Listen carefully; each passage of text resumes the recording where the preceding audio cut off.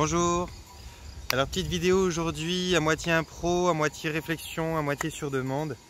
On m'a fait différentes demandes, on m'a fait des demandes sur de faire des vidéos sur culpabilité, on m'a fait demande d'éclaircir, de donner mon point de vue, d'éclaircir ma pensée sur ouais, le destin, on va appeler ça le destin, le principe d'incarnation, ce que ton âme elle choisit dans ta vie, si tu as le choix, si tu n'as pas le choix, ou si simplement tu vis que tout est déjà prévu et qu'il n'y a pas moyen d'avoir la moindre décision finalement sur ta vie, que tout doit se passer comme ça va se passer exactement.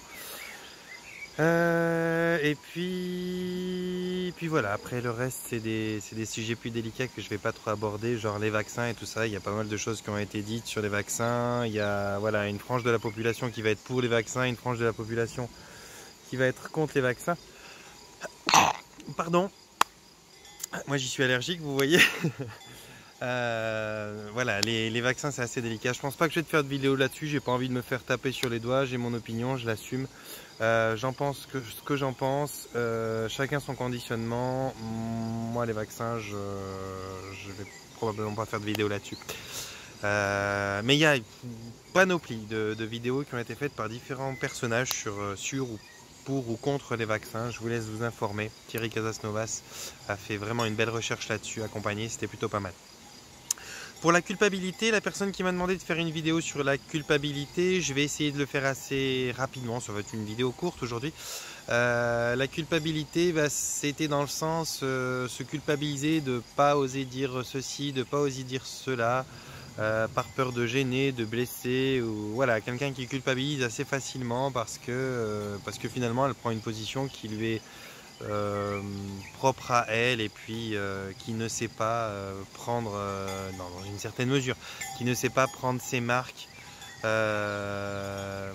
sans avoir peur de déranger l'autre ou en n'osant pas être elle-même. Qu'est-ce que je vais vous dire là-dessus? J'ai déjà fait une vidéo un petit peu là-dessus qui était, sauf erreur, être soi-même, qu'en dirait-on, ou quelque chose comme ça. Moi je pense que voilà, il faut pas culpabiliser dans la mesure du possible, il faut pas culpabiliser de des fois pas faire plaisir à l'autre ou de pas être toujours d'accord avec quelque chose qui peut sembler logique, et même si tu es à la limite la seule personne sur 100 personnes qui seront pas d'accord sur un sujet, il n'y a pas de raison de culpabiliser de ça. La culpabilité, c'est vraiment quelque chose qui t'est utile vis-à-vis de ta conscience quand tu as fait une faute délibérément. Quand délibérément tu as fait une faute, ou plus ou moins délibérément, que tu culpabilises, c'est un des outils que ta conscience a mis en place pour te faire apprendre, pour te permettre de pas... Ouais, c'est vraiment un truc, c'est un outil de la conscience, la culpabilité. Si vraiment tu as fait quelque chose qui nuit à l'autre et que tu le sais ou que tu le sens déjà à l'avance, je peux comprendre et j'irai pas contre le fait que quelqu'un culpabilise, parce que c'est ce qui va lui apprendre à faire différemment la prochaine fois. C'est cette espèce de ressenti désagréable qui te fait ressentir que tu étais faux là, dans ta vibration vis-à-vis de ce que tu as fait. Mais culpabiliser pour un tout et pour un rien, juste parce qu'on n'a pas eu envie de rendre service à l'autre, parce qu'on est trop fatigué, juste parce qu'on n'a pas envie, c'est un droit fondamental qu'on a de ne pas avoir envie, de faire plaisir, même simplement de temps en temps, même aux gens qu'on aime profondément. Pour ça, il n'y a pas besoin de culpabiliser. D'ailleurs, cette personne en l'occurrence, mais ces personnes qui culpabilisent pour ce genre de choses, si elle regarde bien, elle culpabilise jamais pour elle, quoi. De pas s'écouter elle-même, elle culpabilise pas de ça. Et pourtant, elle devrait. Elle devrait culpabiliser de pas prendre du temps pour elle, de pas s'écouter elle, et de pas s'octroyer ce qui est bon, nécessaire, voire primordial pour leur bon développement, pour leur sérénité, pour leur santé aussi. Parce qu'au bout d'un moment, quand tu passes ta vie dans ce genre de trucs négatifs, culpabiliser, t'en vouloir et tout ça, il arrive un moment où ton corps te le fait payer quand la leçon n'est pas comprise. Donc je pense que voilà, j'ai fait un petit peu le tour de ce que je voulais dire sur la culpabilité. Je suis pas quelqu'un qui culpabilise facilement, pas pour ce genre de choses. Je culpabilise si moi-même je me sens en erreur et que j'ai fait plus ou moins, j'en ai fait à ma tête et puis voilà. Donc ça je connais, mais culpabiliser pour un rien comme ça, juste parce que finalement je m'aime pas assez pour oser dire non quand j'en ai pas envie, ça je connais pas. Je suis désolé, il y en a peut-être qui qui connaissent ça et c'est laborieux pour eux. Moi, je connais pas et donc je serais peut-être pas à même de défendre mieux que ça, cette idée-là. Mais culpabiliser, ça sert à rien, vraiment. Alors, il y a des gens qui vont te pousser à culpabiliser, hein. Il y a des gens qui vont faire en sorte que tu culpabilises, mais là on n'est même plus dans le sujet parce qu'on passe directement face à des gens qu'on appelle des manipulateurs, des pervers ou toutes sortes d'autres qualificatifs comme ça qui n'ont rien à voir avec la culpabilité mais avec le don de faire culpabiliser l'autre. C'est des gens qui savent un petit peu se servir de l'esprit humain pour obtenir des choses, donc là c'est pas la culpabilité, le problème c'est la personne que tu fréquentes qui est un sacré salopard. Voilà, ça c'est pour la culpabilité. Maintenant, pour faire vite fait l'histoire de... Alors là, je vais donner encore une fois quelque chose qui m'appartient à moi, suivant le référentiel d'expérience que j'ai moi, suivant les lectures que j'ai eues moi, suivant les émissions, les choses que j'ai regardées moi, et bien entendu qu'il y aura d'autres croyances, et bien entendu que je ne peux pas affirmer que ma croyance est par-dessus une autre, d'ailleurs je ne peux pas affirmer non plus que l'autre est par-dessus la mienne. Je crois que toutes les croyances, voilà, c'est que des points de vue différents et que tout est plus ou moins vrai. Je vous partage la mienne parce que c'est une demande qu'on m'a faite. C'était concernant... tout est prévu, tu vois, on peut pas discuter de tu peux faire des choses dans ta vie ou faire des choix. Ton âme aurait déjà fait un choix d'incarnation, chose à laquelle j'adhère totalement. Notre âme fait des choix d'incarnation, mais en l'occurrence là c'était pour dire que ça sert à rien de se démener, de se débattre pour faire ceci ou pour faire cela, parce que tout est plus ou moins organisé et que le choix est fait d'avance par l'âme. Et là je suis pas trop d'accord sur cette facette là. Je pense qu'effectivement notre âme fait des choix d'incarnation, elle choisit un rôle dans la grande scène de théâtre qui est notre planète. Elle choisit un rôle qui va lui permettre de grandir sur un point, qui va lui permettre même de grandir sur 10 points si tu dépasses vite le truc. Mais je ne crois pas que l'âme elle fait un choix d'incarnation sur une vie. À mon sens, et suivant ce que moi j'ai étudié, si on peut dire ça comme ça, l'âme elle fait un choix de destination. Alors elle va choisir une certaine destination, un certain objectif. Alors je fais concis puis je rentre pas dans le détail, mais en gros elle choisira un certain objectif. Et puis elle va te placer là, elle va choisir cette vie, ses parents, cet entourage, cette région du monde parce qu'elle pense que c'est le terrain adéquat et fertile pour que tu puisses expérimenter au mieux l'objectif qu'elle veut que tu conscientises. Simplement, je pense pas qu'elle t'ait dit voilà, tu as le droit d'apprendre 5 leçons par exemple dans cette vie-là et pas 6 et pas 4. Si tu as fait 4, karma, tout le bordel, tu reviens, punition. Si tu as fait 6, pareil, ça va pas te dépasser. Non, je pense qu'elle te donne un terreau le plus fertile possible pour que tu puisses expérimenter des choses. Et si toi, tu es un petit peu lent et puis que tu comprends pas du premier coup et que tu fais une expérience là où tu t'es imaginé en faire 5 en tant qu'âme avant de t'incarner, c'est pas grave. Et si tu arrives à en faire 15, là où tu avais pensé en faire juste 5, c'est pas grave, c'est comme si tu avais sauté une classe ou plusieurs classes. Donc tu peux vraiment, une fois là incarné dans ton corps, faire des choix. Tu as le choix, tu as le choix de changer de choix, tu as le choix d'avoir le choix, tu as le choix de faire bien, tu as le choix de faire mal suivant et selon ce qu'on entend du bien et du mal au niveau dualité sur notre planète, parce qu'à un certain niveau le bien et le mal n'existent pas. Si on prend ce que je pense être Dieu, Dieu c'est le tout, c'est la source de toute chose, c'est le noir, c'est le blanc, c'est le haut, c'est le bas, c'est le mal, c'est le bien, c'est juste différents thèmes, différentes échelles avec deux extrêmes, mal, bien, froid, chaud, etc. Et donc Dieu est autant le bien que le mal. D'ailleurs, c'est un petit peu le contraste nécessaire. Je veux dire, parler de bien quand on ne sait pas ce qu'est le mal et qu'on n'a pas la référence du mal, ça n'a aucun sens. On ne pourrait jamais parler de bien sur une planète qui connaîtrait que le bien, parce que le bien par rapport à quoi? La référence c'est quoi? Je veux dire, tout est comme ça, tout est toujours... Y a pas. Tu peux pas parler de bien si tu n'as pas la notion du mal, et vice versa. Tu peux pas parler du froid si tu n'as pas la notion du chaud, et du chaud si tu n'as pas la notion du froid. Donc voilà, tu as probablement un choix qui est fait de expérimenter, je sais pas, un tel niveau dans ta vie de souffrance, plus ou moins, mais personne t'oblige à souffrir toute ta vie cette chose-là. Si tout d'un coup tu captes pourquoi et que tu prends conscience que c'est un choix que tu as fait pour expérimenter, par exemple, je sais pas, le pardon à travers ça, apprendre à pardonner quelqu'un qui t'a fait extrêmement souffrir, et que tu y arrives du premier au deuxième coup. Je veux dire, tu as eu un père ou une mère qui t'a fait du mal, la première épouse ou ton premier époux, t'as quelqu'un qui t'a vraiment trahi profondément, et puis paf, t'as 35, 40 ans, et puis c'est bon, paf, c'est imprimé, t'as compris, tu sais pardonner, même des trucs costauds, conséquents, tu sais pardonner. Bah, il n'y a pas de raison que tu te tapes les mêmes expériences jusqu'à 40, 50, 60, 70, 80 ans, même jusqu'à ta mort. Si tu as expérimenté ça, tu peux passer à autre chose. Donc ton âme, elle a peut-être choisi de te faire expérimenter ça, mais en vérité, c'est jamais qu'une seule chose, c'est pas qu'un seul thème, et c'est pas sur toute une vie. Elle te donne une destinée, c'est un ensemble global, selon moi, encore une fois, hein, c'est un ensemble global qui va dans un thème pour expérimenter tel genre de choses, sachant que tu es censé tout expérimenter pour avoir la sagesse suffisante pour rejoindre la lumière.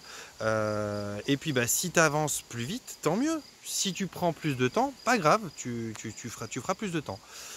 Donc dire qu'il y a un destin et qu'il te laisse aucun choix et que ça sert à rien, que finalement s'il s'acharne sur toi, bah, il s'acharne sur toi, et que si tout va bien pour toi, tout va bien pour toi, bah, je suis pas d'accord avec ça. Je suis d'accord avec une certaine mesure qui fait qu'il y a un choix d'âme, effectivement, qui rejoint une expérience que tu vis dans le corps une fois que tu es incarné, mais je suis pas d'accord pour dire que c'est fermé, verrouillé, et que ça sert à rien de faire des choix une fois incarné. Pour moi, ce serait biaisé de penser ça, ce serait très limitant, très réducteur. Et je pense que c'est les gens qui ont l'esprit fermé, qui veulent voir les choses comme ça, parce que peut-être ça les déresponsabilise ou ça les déculpabilise, je sais pas. Mais toujours est-il que je pense que c'est largement plus vaste, plus ouvert que ça, et je pense qu'on est même encore loin d'en comprendre la portée. Ça serait très prétentieux de pouvoir en comprendre la portée. Après, moi je suis toujours sur des facettes et des versants quand je parle qui mêlent ma spiritualité, religieux, pas du tout. Je ne tolère pas facilement ce qui est mis en place par les religions. C'est des systèmes basés sur la peur, c'est toujours des dogmes.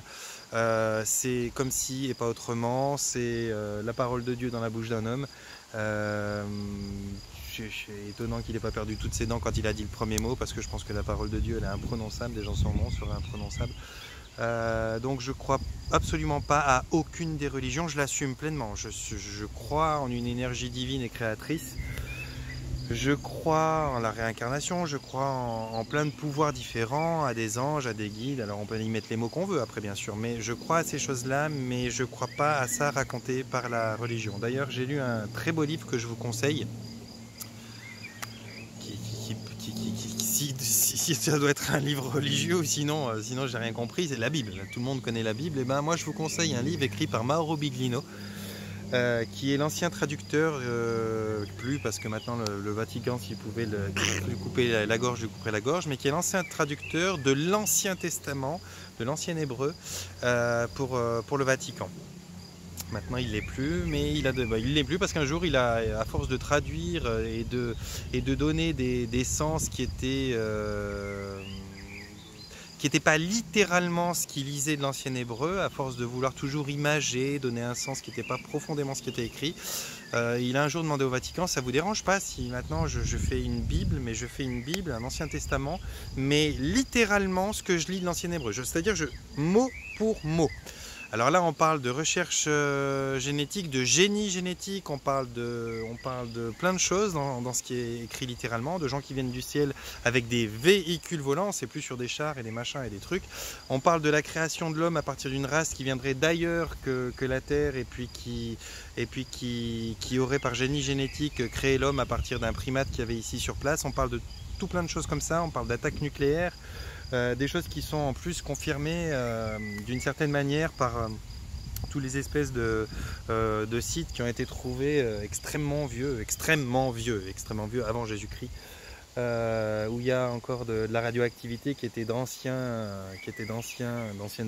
pas centrales nucléaires, mais qui étaient d'anciens fours nucléaires d'une certaine manière, qu'on veut essayer de nous faire passer pour naturel, pas naturel. Bon bref, il y a chacun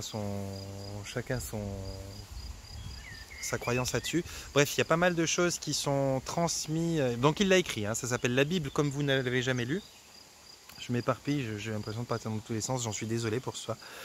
Mais il l'a écrit et donc ça parle de tout plein de choses, mais absolument pas de choses comme vous avez lu dans la Bible. Là, ça parle de choses qui sont, ouais, c'est un joli roman. C'est un joli roman sur la vie extraterrestre, la façon d'avoir créé l'homme par des manipulations génétiques, donc sur des primates existants déjà ici. Ça parle de pas mal de choses, ça ramène exactement, c'est exactement l'histoire qu'on peut voir de Enki, Enlil, les tablettes sumériennes, tout ce qui a été développé par Zachary Sitchin.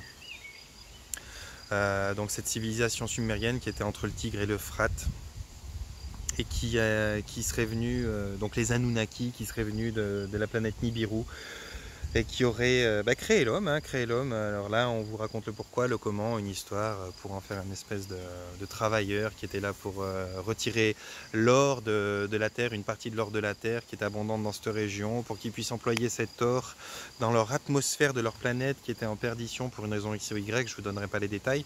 Mais quand vous transposez les deux, la Bible comme vous ne l'avez jamais vue et tous les récits sumériens traduits par Zachary Sitchin et plein d'autres choses, hein, qui existent aujourd'hui, vous trouvez le même récit. Voilà. Donc religion, moi je suis pas, mais spiritualité je suis. Je sais pas d'ailleurs pourquoi je vous disais ça. C'était simplement pour vous dire que voilà mon approche de l'incarnation, du choix de l'âme, il est court, quoi. Il est à la hauteur de mon esprit humain, et puis je pense que c'est beaucoup moins compliqué, ou beaucoup plus compliqué par sa simplicité que ce que nous on veut bien imaginer. Mais je pense pas que c'est limité comme ça, et je pense pas qu'il faut se réduire. Je pense qu'il faut enlever, quand on parle de spiritualité, quand on parle d'incarnation, quand on parle de choix, quand on parle de vie, il faut enlever cette espèce je vais être vulgaire, mais cette espèce de merde de croyance qu'on nous a imposée à travers les dogmes pendant des années, que l'être humain il est puni, il doit souffrir, que ça doit être difficile la vie. On a plein de dictons comme ça, faut souffrir pour être beau, faut ci, faut ça. Faut arrêter, quoi. L'esprit vengeur, c'est l'esprit humain. Tu vas déjà dans les plantes, tu vas déjà dans les animaux. Alors imagine un dieu qui aurait créé tout ça, et je parle pas d'un barbu, hein, je parle d'une énergie divine créatrice. Qu'est-ce qu'elle en a à foutre de l'esprit vengeur? Rien du tout. Il n'y a pas d'esprit vengeur quand on parle de divin, à mon sens. Il y a juste voilà, tout ce qui est le bien, le mal compris dedans, suivant ce que nous on veut bien appeler bien ou appeler mal. Mais je veux dire, voilà. T'as quelqu'un qui va foutre le feu à un autre quelqu'un, c'est mal, et puis t'as un quelqu'un qui tombe dans un volcan, on va jamais dire que le volcan il a fait mal parce qu'il a foutu le feu à la personne. Voilà, tout est relatif, tout est question d'observation, de point de vue. C'est très compliqué ce que crée l'esprit humain. Mais je pense pas qu'il y a d'esprit vengeur dans un Dieu, donc il n'y aurait pas de péché ni de punition, il nous a mis tout à disposition, on fait les expériences qu'on veut, notre âme ne va pas mourir, l'âme de celui que tu vas tuer, violer, abîmer, écorcher vif, ne va pas mourir. C'est vrai que tu l'auras fait vivre une expérience abominable dans son physique là en tant qu'humain, tu l'auras démonté son véhicule, mais son âme elle est pure, elle va remonter un petit peu marquée, un petit peu empreinte de cette conscience qu'elle a pris d'une certaine souffrance, basta, ça s'arrête là. Mais le véhicule, lui, il est déposé, il va partir dans le cercueil, comme tous les corps humains ici, les véhicules, ce que j'appelle les véhicules, c'est les corps humains qui contiennent notre âme.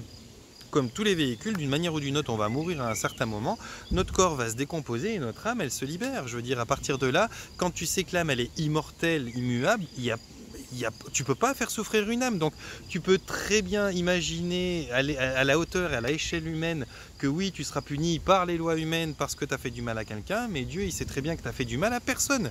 À la limite, ouais, tu lui as fait vivre quelque chose qu'il voulait vivre à une certaine manière, que lui il prendra conscience que quand il aura quitté ce corps qui a souffert pour remonter là-haut, il n'y a qu'à ce moment-là que cette âme elle va prendre conscience et qu'elle va te remercier de lui avoir fait vivre cette expérience-là.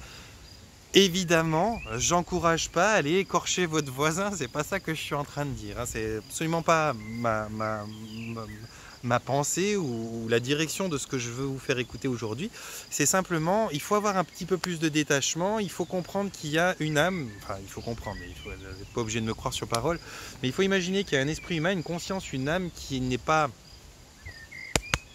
la matière, quoi, qui est dans la matière qui la pilote, et que cette matière-là peut souffrir, peut avoir du plaisir aussi, hein, mais va s'arrêter à un certain moment, la mécanique va s'arrêter et que l'âme, elle va sortir sans problème. Donc tout ce que tu peux vivre comme souffrance ou comme plaisir ici, c'est dans ton rôle sur cette scène de théâtre, mais quand tu repars en coulisses avec ton âme, bah, finalement tu dois rien à personne, il n'y a pas de problème, le pilote n'a pas été touché. Voilà, j'ai fait le tour vite fait, j'ai fait speed parce qu'en fait je suis pressé, je dois partir puis je voulais vite faire ça. Je vous envoie un panier de bisous. Pour ceux qui aiment me voir calme, je suis désolé pour la vidéo speed d'aujourd'hui. Et puis, mais je sais être speed, des fois c'est rigolo aussi pour moi d'être speed, donc je suis un petit peu speed. J'espère que j'aurai dit les 2-3 mots qui faisaient plaisir aux personnes qui voulaient écouter sur ça. Sinon, elles me mettront un commentaire et puis je ferai quelque chose de plus posé, de plus calme et j'essaierai de développer plus profondément ces sujets-là. Voilà, je vais me taire maintenant. Je crois que ce serait une bonne chose de me taire aussi. Voilà, un panier de bisous, un petit pouce bleu si vous avez aimé, des abonnés, forcez des gens à s'abonner, ça peut être rigolo, j'aurai plus de monde. Et puis partagez si ça vous a plu sur Facebook ou ailleurs, moi j'emploie que Facebook en principal. Et puis voilà, mettez-moi des commentaires si vous avez, ou sur Facebook vous pourrez me rejoindre pour m'écrire des mots. Mettez-moi des commentaires si vous avez envie de nouveaux sujets. Je crois que je vais bientôt parler, parce que c'est une saison qui se prête, puis surtout parce que j'en ai envie. Je crois que je vais bientôt parler d'hypnose régressive quantique. Si jamais hypnose régressive quantique, Dolores Cannon, qui a inventé cette méthode. C'est une hypnose où on va visiter nos vies antérieures, voir qu'est-ce qu'on peut récupérer comme ressources, comme compétences d'éventuelles vies passées, qui soient en rapport avec la vie qu'on veut avoir aujourd'hui. Éventuellement guérir des blessures qui peuvent être guéries parce qu'elles sont comprises, parce qu'elles sont dépassées par l'esprit ou la compréhension qu'on vient d'en avoir. Et puis ça nous permet de parler à nos guides, à notre moi supérieur, éventuellement à nos anges. On peut parler à des extraterrestres, on peut parler à plein de choses dans ces hypnoses-là. C'est complètement fou, complètement génial. J'ai pas de mots pour ça, j'en parle pas assez souvent parce que finalement il y a peu de gens qui ont la spiritualité ou l'ouverture d'esprit d'en parler sans penser qu'ils sont fous quand ils abordent ces sujets-là. Alors je vais en parler prochainement parce qu'il y a pas mal de gens intéressés sur ça et que vous le vouliez ou pas, voilà, c'est des séances qui existent, c'est des séances qui sont juste hallucinantes, c'est des séances que si vous en faites une, vous comprendrez de quoi je veux dire, de quoi je veux parler. Voilà, panier de bisous, merci de m'avoir écouté dans ma vidéo speed et puis à tout bientôt.